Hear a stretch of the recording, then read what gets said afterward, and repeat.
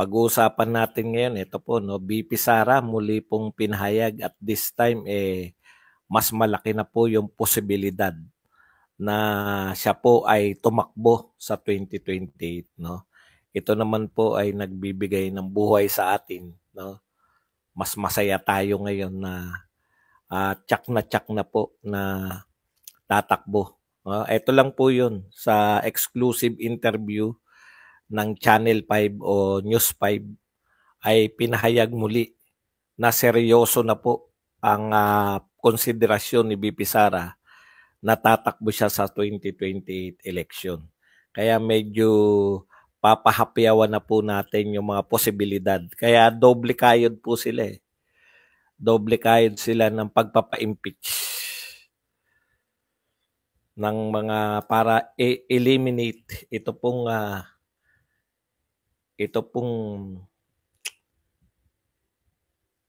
banta, no, sa kanilang mga ambisyon. Iyan.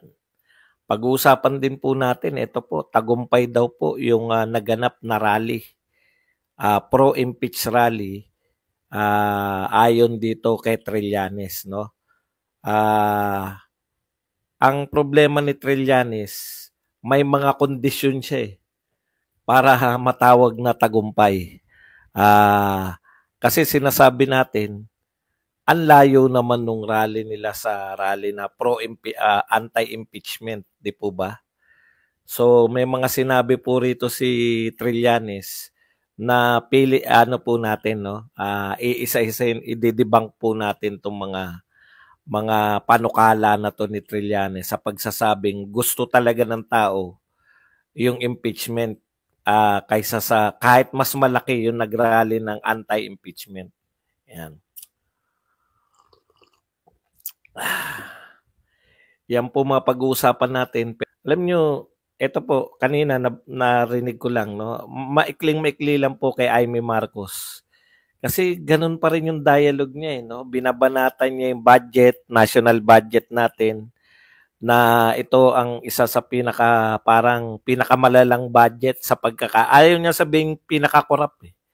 Pero ito ang pinakamalalang budget daw. Pero ang sinisisi ni Amy Marcos ay yung mga nasa legislative, mga senador at congressman. Paano yung kapatid mo? Siya nag-approve niyan eh.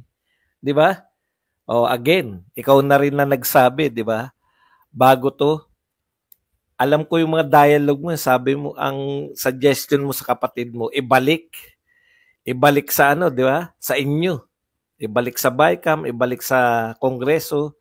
Kasi marami kang nakikita ng mga insertion, marami kang nakita ng mga blanco. Hindi nakinig sa yung kapatid mo. Pinirmahan eh. Kaya meron siyang problema ngayon. Pinagpauna mo rin. Siguro, sa yung experience to, di ba? Sa yung experience na sinabi mo, wag nyo namang ipahamak ang aking kapatid. Tandang-tanda ko yan, sinabi mo eh. Nakikiusap ka lang, di ba? Kasi alam na alam mo, no, na yung budget, dahil matagal ka ng senador, yung budget na pipirmahan ng kapatid mong presidente, kala nyo kung ano, alam mong ikapapahamak niya. Ayun na nga po.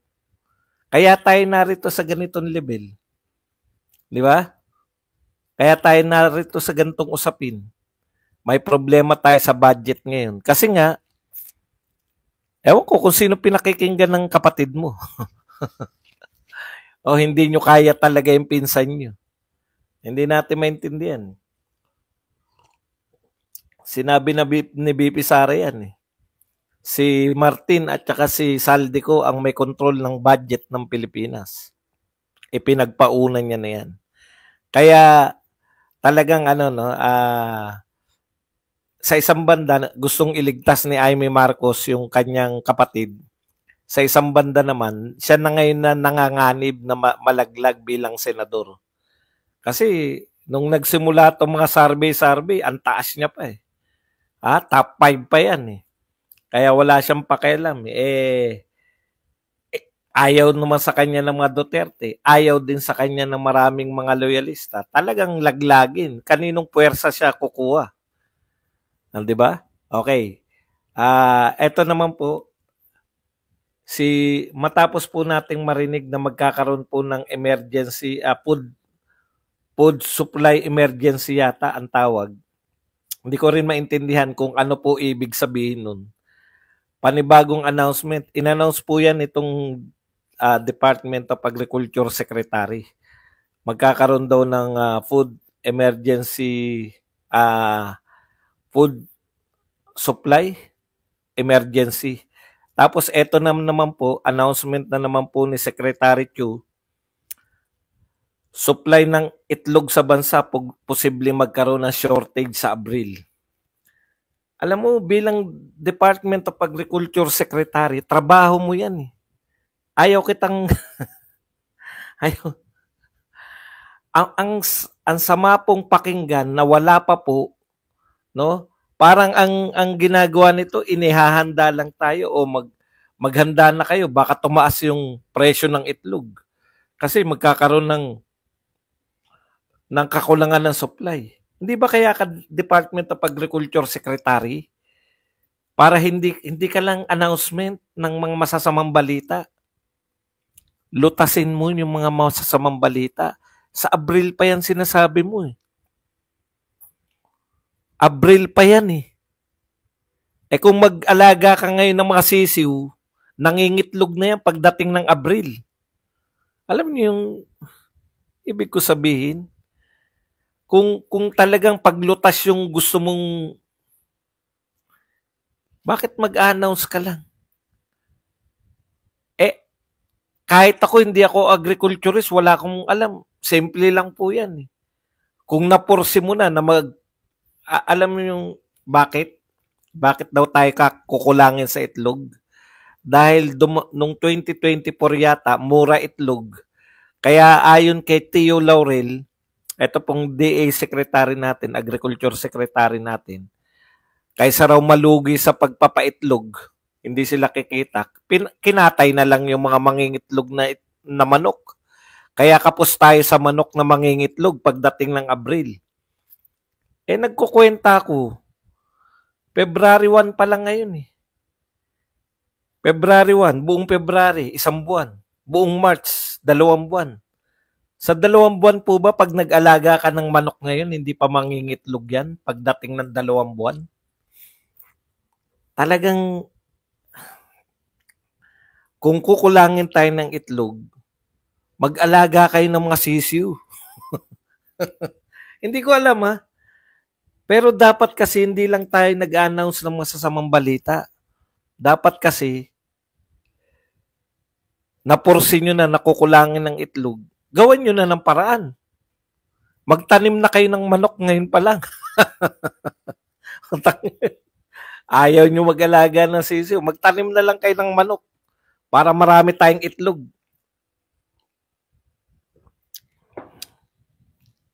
Ngayon lang ako nakakarinig ng mga ganyang lintik na problema darating daw sa Abril, kulang ng itlog. Okay, punta na po tayo rito sa good news naman. Alam niyo, hindi niyo po ba napupuna? Wala pong good news tayo na pag-uusapan buhat nung umupo tong walang proyekto, wala po talaga lahat. Ang tindi talaga nitong gobyerno natin, no? Panay problema. Bagsak ang stock market, walang pumapasok na foreign investors. Samantalang pinakamaraming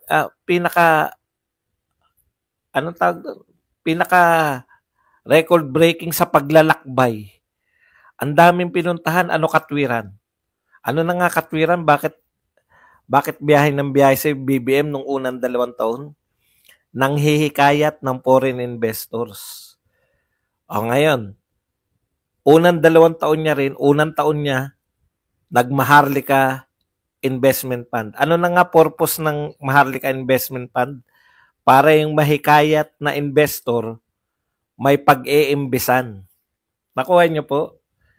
Aya ka ng aya. Gusto naman nila mag-invest. Saan naman sila mag-invest?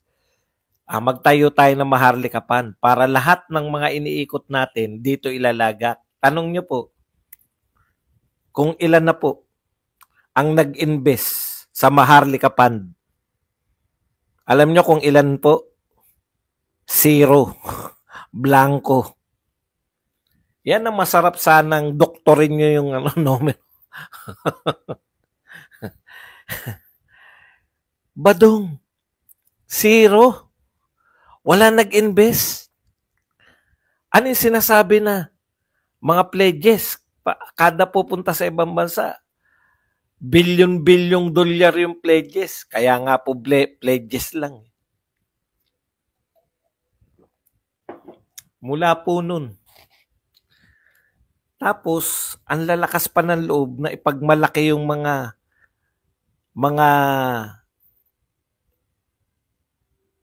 ginagawa ni PRRD.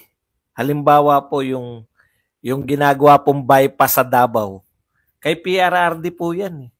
Ang lakas po ng loob na ipagmalaki yung pong connector sa Samal Bridge. Kay PRRD po yan. Yun po ang mga pinagmamalaki. Yung pong mga subway, yan ang mga pinagmamalaki ni BBM. Tanong, kanino po bang project yan? Kay Duterte. Ang tanong uli, tapos na ba? Hindi pa rin. Pwede mo namang ipagmalaki kung natapos mo man lang.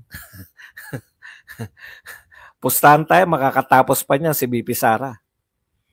Paano makakatapos? Wala ngang budget ng yung katumbas na budget.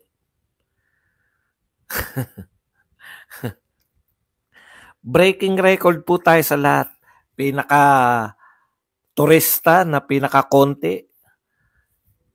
Yung mga Pilipino po, mas gusto pa nila magturista sa ibang bansa kaysa magturista dito sa Pilipinas.